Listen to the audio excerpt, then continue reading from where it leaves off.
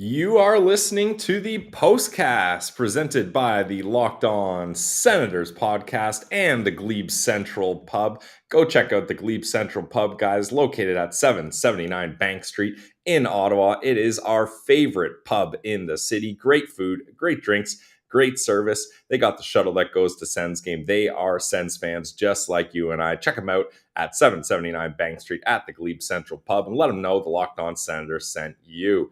I'm Brandon Piller, joined by Jack Richardson. And Jack, this is not the type of postcast we were expecting to have up against the Chicago Blackhawks, as I had boots on the ground to a pathetic 5-0 loss. We've been here before, yeah. Me and you, just these really have. dreadful postcasts. But I love the tweets in the middle of the game too, just tagging me, being like, "This has your postcast written all over it." But it's tough, man. I don't want to rub it in, but at least I wasn't in the building for that one, because that would not have been a fun one, because it looked like a pretty packed house, even though the Blackhawks are rebuilding. I feel like they've been able to fill the building a lot. Yeah, it actually was pretty packed, and one thing it was packed with was a lot of DeBrincat jerseys. A lot of Blackhawk fans still rocking the Cat jerseys. It was either DeBrincat jerseys, Kane jerseys, so neither of those guys still on team, or Taves jerseys, and he's out right now. So even without those guys, this Chicago Blackhawks team was able to beat the Sens 5-0. Jack, what was your expectations going into this game? Like, what were you feeling heading into this one? I'm not gonna be one of those people who's like, I was expecting them to lose, or like, trap game, whatever. Yeah. I've been a little more hesitant to get excited about the team on the road, which is why this road trip is big, right? Because I think they play really well at home. We saw it earlier in the year when they won those first four straight early in October. They were all at home and they were buzzing, and then they go on the road and it all falls apart again. And I kind of feel the same vibes here. They have one road win in that 5-game win streak against the Rangers. I don't know. I'm not going to say also that I was expecting them to get their doors blown off by the Chicago Blackhawks. What I will say, though, I thought the Blackhawks played really well. I thought they were, like, their forwards especially, I thought were really pressuring the Sens D really well. So they got to get some credit for that. Like, all the odd man rushes, obviously the Sens have to wake up and stop that. And the second period was just a free for all for the Blackhawks. But I expected, a little bit of a step back, I think, from like a letdown from the weekend and last week, but not this much of a letdown. This was pretty embarrassing. Right? I was not expecting this whatsoever. And Jack, to your point, the Sens are much better at home. Looking at the standings right now, a 19-12-2 record at home. Flip that to a 13-15-2 record on the road. So clearly their road game is not the same as it is in front of Sens fans at the CTC. There was a couple of Sens fans at this game. I met up with Dr. Bob, of course. He was there. Becca was there, and I also met up with Zachary. So it was good to see a couple Sens fan at the game here. But all of us went home sad. Jack, this is something I rarely do, but I will admit I beat the traffic in this one. With 2 minutes left, I was out of there, and the Uber driver did tell me, "Yeah, there's Zach right there in the chat. Nice to see you."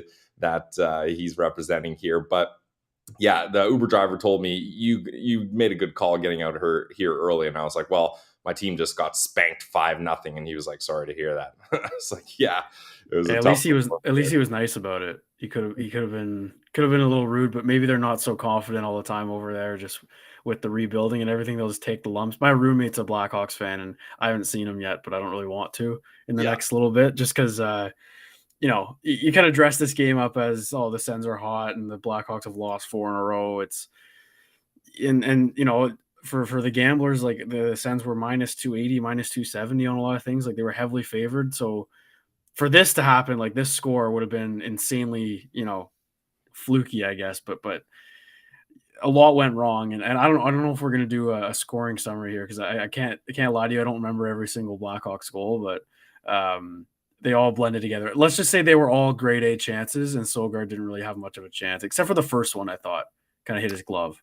Yeah, the first one hits his glove, and I think that's just maybe one where he's not really in the game yet. Although his first shot on goal was a breakaway save, so that kind of got him in the game. But then the Sens dominated possession in the first period, Jack. Like, I know they were down 1-0 at the end of the frame, but I was talking with people and just saying I wasn't concerned at all that this game was going to get out of hand. It was 1-0, but the Sens were doing a great job getting chances. They were, I thought they were still in this game. I did not see this falling off the rails like it did in the second period. So, yeah, the first goal, I think if you're Sogard, you want to have that back, that's for sure. Hits the glove, and it's a guy I'd never even heard of before, Philip Kurashev. That's my first time hearing of this kid Yeah. here, so that's a tough one for sure. But how are you feeling at the end of that first?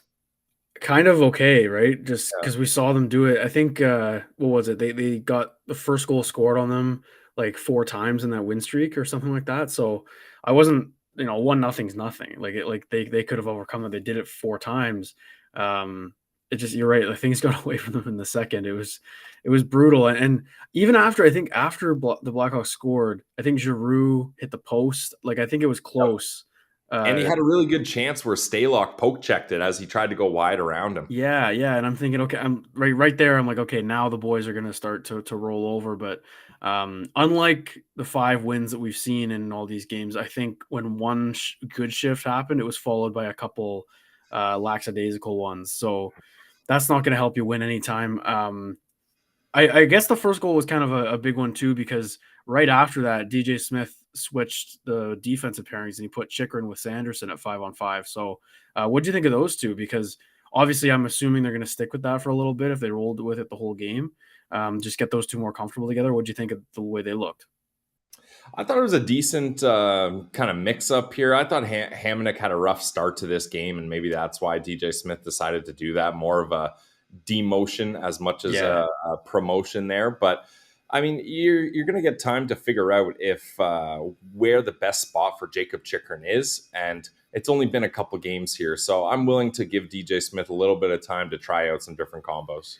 ironically, like I don't know if you saw, but when they scored that first one, it was Hamnick who got beat to make it a 2-on-1. But there were other mistakes, but Hamnick's the most at fault, I'd say. And then it cuts right to DJ on the bench, and he's over it with Capuano pointing right at where the mistake happened. So you can just assume he's like talking about Hamnick, because the next shift out it was Chikrin Sanderson. So, but honestly though, to me, not necessarily that it was a demotion, because I thought Eric Brandstrom, I was struggling to find some standouts for what we'll get into later a little bit, but I thought Brandstrom had a pretty good game.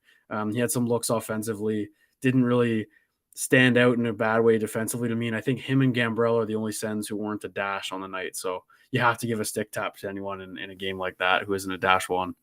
Yeah, I actually, Branny was loading up some clappers tonight. I was like, there was a couple times I was just like, whoo, Branny. Yeah, So he was tickling the rafters a little bit, and maybe it's having Hamonic on his line. He's like, you know what? If you're going to shoot every puck that comes to you, I'm going to do the same thing.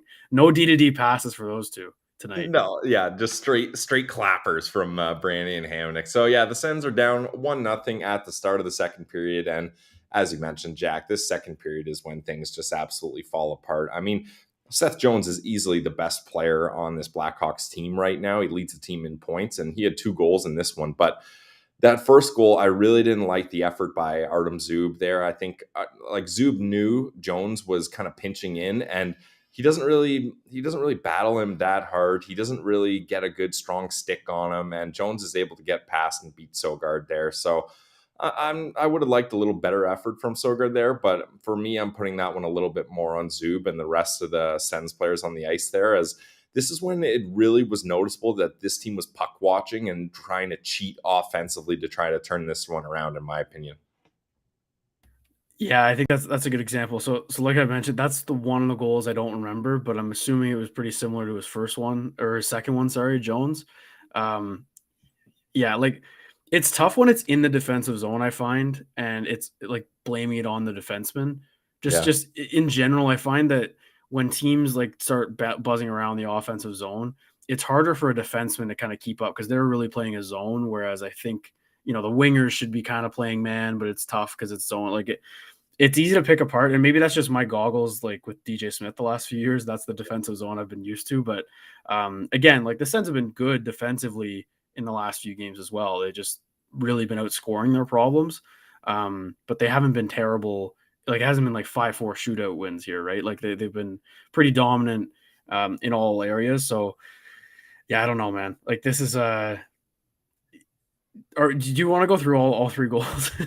Yeah, sure. Yeah, a Okay. lot of people in Okay. the chat saying that they thought Shabbat really looked lost on that play. And I'll be honest, I Oh, can't picture where he was on that play. So he probably wasn't in yeah. the area of the puck, and he probably was a little lost on that play. So that's a tough one for the Shabbat Zoub pair, which really on paper and theoretically, you think that would be a good pair, but I haven't liked those two combined together this year at all. Even I think Ross and I were talking about this, and I think maybe the advanced analytics aren't too bad for them. But for me, the eye test for Shabbat and Zub, I really didn't like them tonight, and I haven't liked them most of the time. And that leads to the next Seth Jones goal, and this one.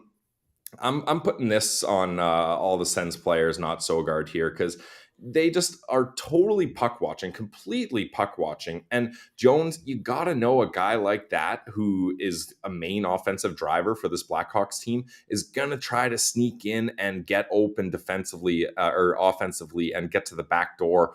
And no one is covering him at all. And Jones has so much time and space, and he rips it upstairs on Sogard. Like, you're just leaving him out to dry on that one. So Seth Jones has 2 goals right there, and it's 3-0 for the Hawks. Yeah, when it gets to a certain point, like I mentioned, maybe Sogard wants that first one back, and you know, when it becomes a shooting gallery, but not even like you look at if you didn't watch this game and you saw the stats, you're like, okay, Sogard's the reason they lost, and Stalock's the reason that the Blackhawks won. But when they're grade A chances, you can't expect your goalie to stop all of them. And it's not even grade A chances, because I think when it was 3-0 or 4-0, Sogard made 2 great saves on a breakaway or like a 3-on-1 or something. Like, it was a shooting gallery in that second period. So it could have been like 7-0 coming into the third. So I'm not going to sit here and blame Sogard again. It's on the team. And, at the end of the day, if the team's playing poorly, then it's on the goaltender. So yeah, you can be like, oh, it's Sogard who needs to stop these pucks. But the team has to play well first. And if the team's not playing well defensively, that's our first issue. And I think that was that's definitely gonna be the message to the group this week.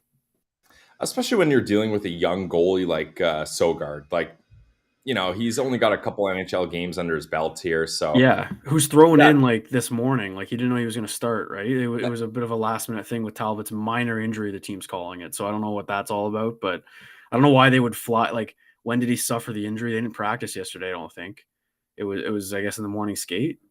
yeah, I don't know. I was very shocked, Jack, because I was in the air when that got announced, and then I Right. touched down in Chicago, and I saw everyone saying Sogard, Sogard. I was like, I thought he was backing up in this game, so I was very surprised to hear that Mando gets the emergency fly-in, and I'm not sure when he arrived. I didn't notice him on the bench. I was trying to keep an eye out for him, He but got there, I think, just at the end of the first, maybe early second, I want to say.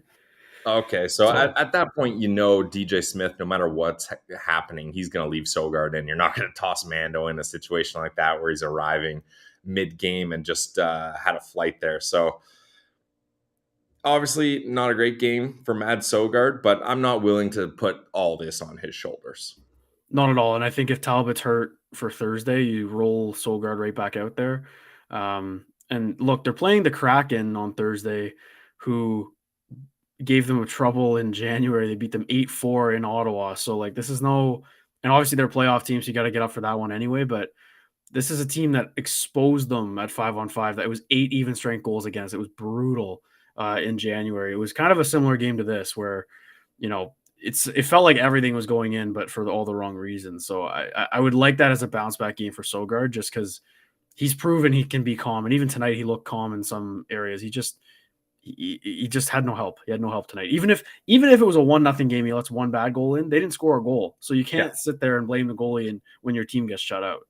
And that's the thing. You referenced that Seattle game, and when you talk about bad Sens games this season, that's one that comes to mind. But at least they scored 4 goals. I mean, geez, Timmy Stützle had a hat trick in that game, right? Yeah, So at least there was something clicking for the Sens here. But at the same time, I don't want to say the Sens had completely dried up offensively, because they did outshoot the Blackhawks a fair amount here as I'm looking at it, 35-21. But you got to give credit where credit's due. Alex Stalock had an amazing game. Like, even when the Sens did have chances, they didn't get a lot of rebound opportunities, or they tried to get a little greasy in front of the net, and he stood tall. So I'll give props to Stalock on this one, even though that's not a guy I envisioned shutting the door on this Ottawa Senators team.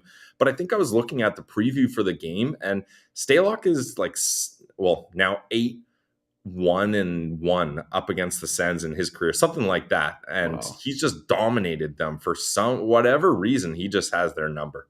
I don't know if anyone in the chat knows, but there's no connection between Stalock and the Sens. Is there? Like, he's not from Ottawa. He wasn't. Yeah, what's the motive? What's the motive here for him Yeah, I mean, like, murdering the Sens? yeah, he was a man possessed tonight. Like, it wasn't. He didn't rob anyone per se, but he just like he was looked like Dominic Hasek in there. He was kind of just saving absolutely everything that came his way. Obviously, because he got the shutout, but Yeah. Yeah, in terms of the Sens getting goalied this year, I wouldn't even put it high on the list. Like, he just stopped everything he should have. I don't know how many great A's they had, but definitely that. You know what I think? I think most of the best looks the Sens had today, or I can think of one for sure, were defensemen. Like Chikrin in all alone, Chikrin he had had a way great too look much there. time. Yeah, he had so much time. I feel like maybe just the way they're trying to move offensively, like they're getting their D way more active now because of Chikrin. And you know that Shabbat and Sanderson and Brandstrom are all like, okay, we got this other guy here shooting the puck. Let's do the same thing. Maybe that's the message now. I don't know. But other than Giroux's, maybe, like, I can't really think of any other grade A opportunities that they missed. They just shot the puck a lot. Yeah, there wasn't too many. And the issue that I found with the Sens here, and I kind of already mentioned it, was they were just cheating offensively so much. Like, it really seemed like they were down a couple goals and they're like, okay, if we really push offensively, we can start coming back here. But then when they would do that, they would make such terrible mistakes defensively. Or I counted 3 or 4 drop passes to no one that led to either a breakaway or a 2-on-1. And you mentioned it. It seemed like the United Center was pretty packed. It was a decent house in there, and the crowd got so loud when Chicago got those odd man rushes. And I'm just sitting in my seat, just like, are we kidding here again? Another odd man rush? Like, what is Yeah. happening?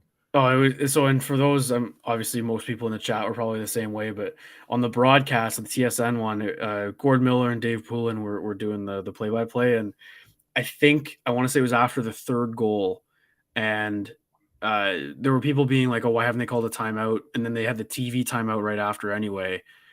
And then in that, they had the camera on DJ. They kind of replayed something, and you can see like Poulin does a good job kind of saying what he was saying, Yep. what DJ was saying, and it looked like he mouthed the words, "Stop the odd man rushes," which is like, okay, that's the message, right? And then they go and then they let up 3 on the next shift. It's not a joke here, folks. Literally 3 on the next shift. And I believe they make it 4-0. Then DJ calls a timeout, pulls the plug anyway. And then, yeah, it was obviously over from there. But I found that kind of interesting. Just like the message is there. Yep. We know that, and this is obviously like, it frustrates me because I don't know where you stand on the whole, like, DJ, isn't the coach for this team, blah, blah, blah. But it's really hard for me to watch those last few games and then, watch this one and be like, it's a coaching issue. Like, it's such a night and day change for me. And yeah, at the end of the day, it's the coach's job to get the players fired up. But sometimes I think we forget how young this team is. That's where I kind of come out after this game. Like, they're a young team still. So maybe it's just, you got to learn to mature your way through those. They don't have a lot of time left to learn these lessons, though. That's the thing. They've had years to learn the lessons. Now every loss is a major impact on their chances at the wildcard race here, especially when you lose to a team that's 31st out of 32nd in the standings. That's tough. Although, I mean, if we're going to put any positive spin zone on it, at least it's not a situation where the Blackhawks are fighting for a wildcard spot here, as I'm just checking. Okay, so that at least, Jack, I'm going to spin it that the out-of-town scoreboard was favorable. The Edmonton Oilers beat the Buffalo Sabres in regulation. And as we speak, Washington and LA are tied 2-2. So that's at least a saving grace here. But yeah, we'll get to the fourth goal here, as this was just a clear case of puck watching. I just quickly watched the replay on NHL.com, and the Blackhawks get a shot. Sogard makes a pad save. The rebound ends up behind the net. and all 4 Sens players, I'm not sure where the 5th guy was, or maybe it was a power play or whatever, but all 4 Sens players are facing the wrong way, looking at the guy behind the net. He's obviously going to send it out front. He sends it out front. Dickinson's right there, and he beats Sogard. I mean, a guy like Dickinson from that far out, you'd like Sogi to have a better opportunity on that, especially a big body like that. But that makes it 4-0. And I'm not sure at what point this happens, but I thought when Brady Tkachuk gets in that fight there, that was the right move, even though it's a guy in Jared Tenorti, like, who really cares? But that was just him, his boiling over, and he was just pissed because Brady gets shoved into Stalock, and the Chicago Blackhawks players are trying to act like he knocked Stalock over, and Brady's like, I didn't do that. You pushed me into him. And even the ref, I don't know if you could catch this on the broadcast, Jack, because the play was in the other end of the ice. Yeah, they didn't show it to the scrum. They didn't. Yeah, so I was locked on to Brady at that point because I didn't care about the puck in a game where they're absolutely getting destroyed. You weren't puck watching, Pills. Exactly. You on the ice. I wasn't puck watching. Yeah, exactly. But when that's happening, the Blackhawk players are looking at the ref, and the ref goes, "You pushed him." Like, he literally does the sign, like, you pushed him in there. So Brady's like, "What do you want?" Like, the ref just told you this. And Tenorti keeps giving him jabs. So Brady's like, "I don't have to take this crap from you. Like, I'm not doing this." So he throws down, and that's obviously trying to wake up the rest of the boys there. But Brady Tkachuk, your captain right now, he's the points leader on this team. He shouldn't have to fight Tenorti in a game where you're losing like this. Like, that shouldn't have to happen to wake the team up. Yeah, and I saw a lot of discussion, about Tkachuk tonight, especially just because he didn't play well.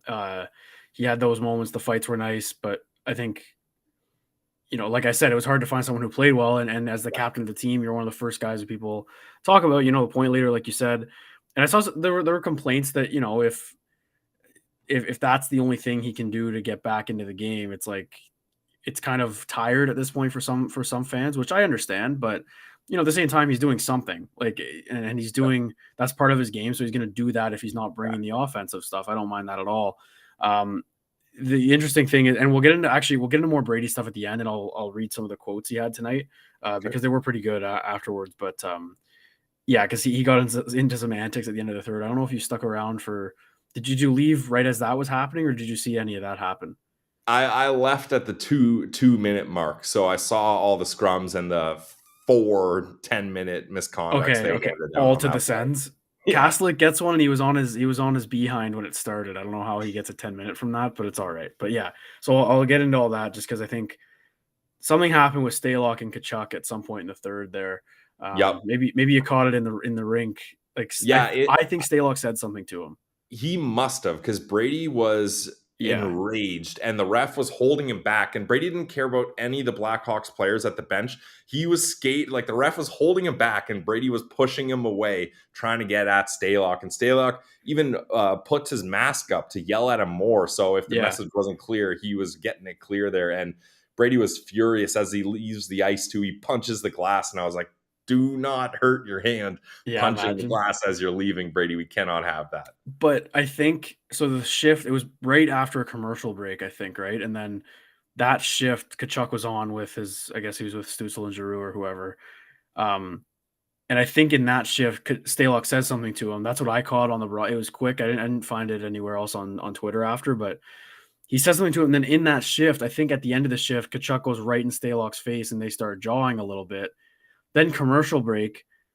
Then DJ Smith rolls out Tkachuk, Kastelic, and Watson. Like, so here's I'm going to spin zone this because I know that everyone's like, oh, DJ is such a hard ass. He loves fighting. He loves all this. I highly doubt that he would roll those 3 out in a 5-0 game against a 31st place hockey team that isn't necessarily pushing you around. They're just beating you. Like, I would like to think that he wouldn't do that, but what I think maybe happened is that Tkachuk said, Stalock said this, put me out there. Like, I don't, maybe. And even if I don't even know if that's better to look for the coaches, but that has to be it, because we've never seen that combination of 3 players at all. It wasn't a demotion for Tkachuk because he started the next play. So, but that was really strange. And I don't think anyone's talking about that enough. Like how, they were out there to fight, and I don't know, man. I just thought that was really interesting because I want to know what Stalock said. Yeah, that definitely was not a coincidence that Brady was put out there. I think that's Brady just being like, DJ, you got to let me get some of this pent up rage out. Like I can't handle this. I can't let my team go down like this. If there's going to be a line brawl, I want to be a part of it. So that must Yeah. be what Brady was thinking there. So some of his quotes from tonight, and this is the first one I really like. I didn't catch this one either at the time, but we were just cheating everywhere, looking for offense, looking for points. We'll never win with that mindset. That's huge. I like that message. I guess we took them lightly. I guess we forgot that that's where we were not too long ago. Another good one too. Like I love. There's been the fact that there's been so many of them, especially this season. But after tough losses, hearing his quotes has been really refreshing, I find. Well, and you got to credit Brady there for kind of understanding the moment. Like the Sens were dominating recently, a 5-game win streak with some big wins in there and meaningful games. So they were riding that high, and sometimes you get just a big slice of humble pie like they got in this a deep dish slice of humble pie. Nice. Because I had some deep dish pizza at the game, Chicago style. But that's you have to be able to take those on the chin and just be like, look, we can't allow that to happen. And the Ottawa Senators get embarrassed here, 5-0. I don't even want to go over the last goal. We covered the first 4. You guys get it. It's a 5-0 loss. But I know maybe this, and some people in the chat saying, all right, it's one game. Let's not get too crazy. Maybe it's just because I've had a long day. I was in Mexico a couple hours ago. Now I'm in Chicago. This is crazy. So, and I just witnessed a 5-0 loss that I scrambled to get to the game and was excited for. So maybe I'm just being a party pooper pillsy here. But what's the mindset for you now? Like, is this kind of like a big slap in the face? Like, oh, maybe the Sens aren't as good as we thought they were when they put up an egg like this up against the Chicago Blackhawks team? Or is this one of those games where you're like, look, they had a win streak, they laid an egg, move on? How you feeling? Yeah, I'll be positive because yeah, it was a Nice. skunking, but like I said, it wouldn't matter if it was 1-0 or 5-0. It's a loss. They lost 2 points. You get over it. And I think a lot of people they've given up 3 points to Chicago this year, right? They had the OT loss and then this regulation loss, and they're 3 points out of a playoff spot right now. You can nitpick any game that they've lost this season and been like, oh, gave up 2 there, gave up 2 here, gave up 1 there. There's lots of examples of that. So I'm going to preach patience, even though it's, a month left in the season. Just because, look, like every team goes through an inconsistent stretch. And I think the broadcast mentioned it as well. I think it was Gord Miller who said it. The key is you got to be able to not let not let a rough game turn into a rough week. And that can't be more key because we've seen it happen with this team, right? We mentioned the Seattle loss last time. That started a stretch of like 1-9, I think, in January, something terrible. And they were getting their wheels beaten off too. It was like 7-0, 8-4, 4-1 to Pittsburgh. Like that was a Yeah, that really was bad bad. stretch in January Yeah. that I don't think we really think about very often. But that's something that needs to change, obviously. So it might be a good thing they got 2 days off. Maybe it would be better if they had a back-to-back. I don't know, but a couple days of rest in Seattle. I think they're flying out there tonight. Will be good because they do need a mental reset here. And the scoreboard watching is fun for us. They can't get more than 2 points in a game, so you can't be looking at a game being like, okay, we got to win 3 in a row here. It's got to be shift at a time, period at a time, game at a time. So it's a really boring philosophy, I think, but there's 7 other teams chasing 2 spots and they're all thinking the same thing. Like if you want to feel a little, like a small world, if you go to the Panthers media page or the Panthers social media, all their media appearances like the same answers as the Sens. Like, yeah, we got a special group, we feel like we've got it in us to make a run. Like everyone's thinking the same thing. So it's Yep. just a game at a time. Take these points against Western teams because they aren't technically, playoff matchups, not 4-point games. So that's my message. Might be overly positive, but maybe it'll be, the rallying cry they need after a game like that. No, we need some positivity. And Steve King saying, Pilsy, will you ever go back to Chicago for a game? You're 0-2. That was Yeah, your well, second time? No. Technically, watching the Blackhawks play the Sens, I am 0-1-1.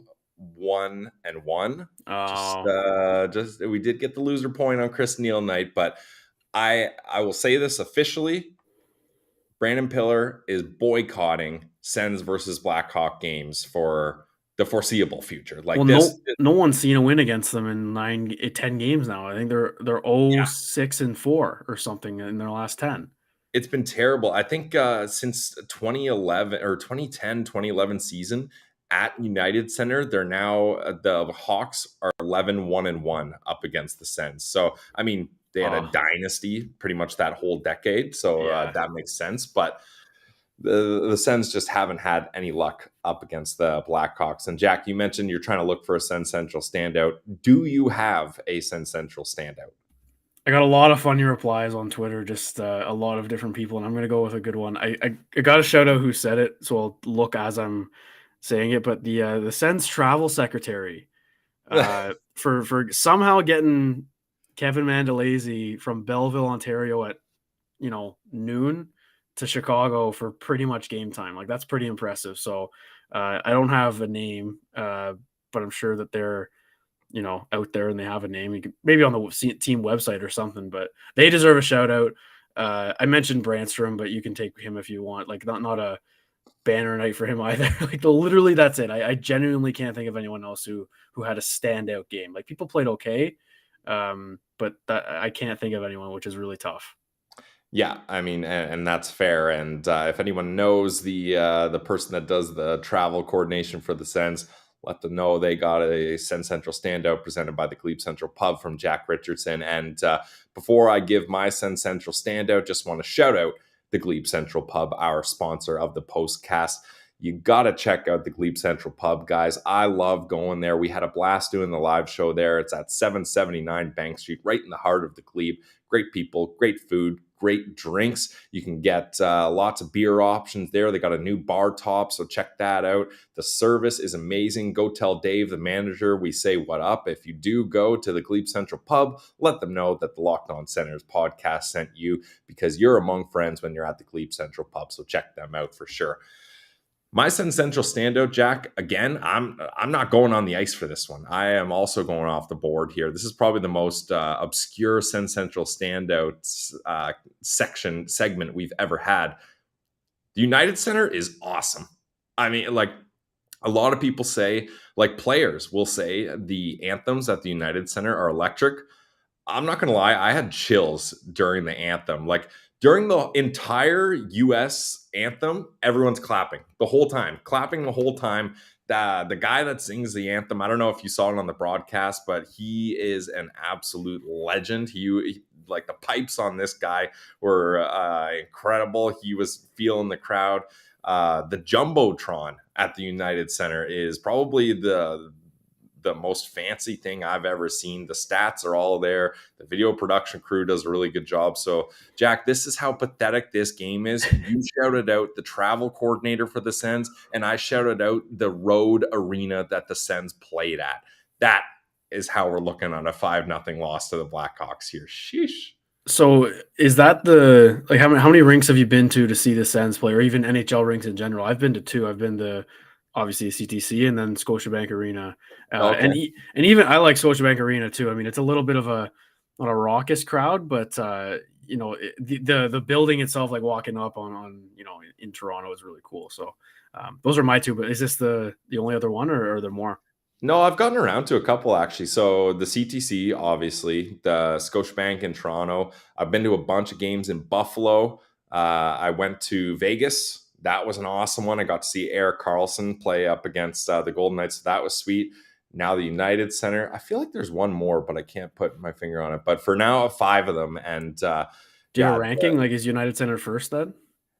honestly, I think Vegas is first, because Oh, that Vegas doesn't was shock just me. so cool because it's right on the strip. So you just come from, you have a drink in your hand, you're at a casino, then you just hop into T-Mobile Arena and you're there. And what Vegas does so well is it's an entertainment venue and then it's a sports game. Like, the entertainment value is just so incredible there. If you guys are going to Vegas, make sure you go during a Golden Knights game because they are awesome. But I'm gonna put the CTC next because the vibes there when we're among Sens fans is just incredible, and then I'll put United Center. But yeah, definitely a cool idea to check out different arenas. And hey, speaking of that, I got to bump into Dr. Bob at the arena. I spotted him from so far away. That guy is an absolute legend. So we got to chat and we took a quick picture. So shout out Dr. Bob. Jack, do you got anything else for me? Is there some more Brady Chuck quotes you wanted to get off? I know you had a couple that you liked there, but you already rang off a few. No, I was kind of hoping there were more sound bites, but I don't know. I haven't looked at everything. I think it was just Shabbat and DJ or something like that. Like just some, you know, run of the mill quotes. But I like when Brady goes because he gets some good sound bites after losses. But that's all I got, man. That's a stinker right there. That is an absolute stinker. I'm kind of surprised I'm so chipper about it because that was pretty brutal. But hey, they've earned. No, they haven't. No one earns a game like this, but they've earned the right to let us, to let us see what they do next. Does that make sense? Like the sky isn't falling yet. Like they deserve a bounce back. So we'll see what they do Thursday. Another late one. This trip is a grind. This Western trip is a grind. And thank you, Windsor Sens guy. I knew there was one I was missing, the Bell Center. And the reason I forgot about it is it was a 5-1 loss. The Senators, Philip Gustafson was in net for that. And I had the Bell Center as one of my top places I wanted to go. I hyped it up. Everyone said, you got to see it. Overrated. I've said this a couple times. Wow. I was so underwhelmed by it, and maybe this is just me being sour that the Sens lost, and I had to deal with so many Habs fans, and it was just a nightmare. And that was my birthday present. I was so excited to do it, make the trip, and it ended up being a stinker. But the Bell Center, in my opinion, was very overrated. And I'm not just saying that to piss Habs fans off. I will say my experience in Toronto this year, a couple months ago, what made the arena experience much better because it was a 6-2 Sens win, but Nice. that was a good time. But I've seen them lose there too. But in Montreal, I don't know, that's interesting because that's on my bucket list too, like to get to a game there, and maybe next season I'll look at doing that. But Nick Robinson, who does the Future Sickos with us, he's going on a trip. I think he's going to be in Seattle, Vancouver, Calgary, and Edmonton. So he's doing a whole gauntlet. All of them? I believe he's doing all four. Nice. Yeah, he might be missing one or something, but I'm pretty sure. I'll check with him. But yeah, like that's a gauntlet right there. So I hope they put together a couple good performances because that Kraken Ring, Climate Pledge Arena, that looks so cool. Yeah, Ross and I have talked about this a couple times. If we have the Buffalo game as the season closer circled on our list. If that has playoff implications, that's probably when we're going to do our last kind of game that we go to together. But we do have it on our list, and we've got notes from a lot of Sens fans over in Vancouver that they would be down for a meet and greet type thing, and then we would do Vancouver, Seattle. So that's one we've got circled too. So I'll be interesting to hear from Nick how that goes. And hey, Nick better hit up Dr. Bob. You can get a ride to and from the games, as I'm sure Dr. Bob's going to a couple of those ones. Let me know about Buffalo too, because I'm down here in southwestern Ontario, the most beautiful part of Canada. That's what people call it. But yeah, like if that's close and we're a week out and that's a game that we can circle and there's still tickets available, let me know because that could be a good meetup spot. I've been trying to go see a game there for a while. Yeah, it's definitely worth it. I mean, it's not much farther drive than Toronto, and tickets are cheaper. It's a good atmosphere. So Buffalo's a good time, that's for sure. People mentioning in the chat, there's a couple minutes left in the Kings game, and LA just scored. So they're now up 3-2 with under 3 minutes left. So that is huge. So let's go. We're gonna hold on to some positives here, Jack, as the Ottawa Senators will continue their road trip in Seattle. They get a couple days off. Hopefully they can bounce back. I mean, you can't get much worse than that. So they're going to have a better effort, that's for sure.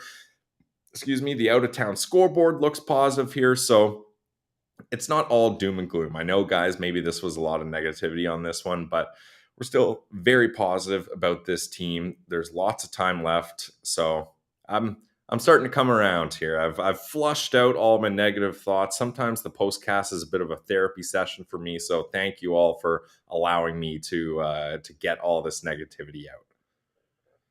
Yeah, me too. Honestly, I feel better having talked about it. I think, Right? you don't. Yeah. It literally is a therapy. It's like you don't go to bed angry. You just vent it out. I hope people in the chat feel the same way. Yeah, and the real push starts now. This is a practice. Someone tweeted, I don't know who it was, but they said early in the game they were like, "This has just been 7 minutes of cardio for the Sens. They're not doing anything." I could have stopped laughing. That was a good one.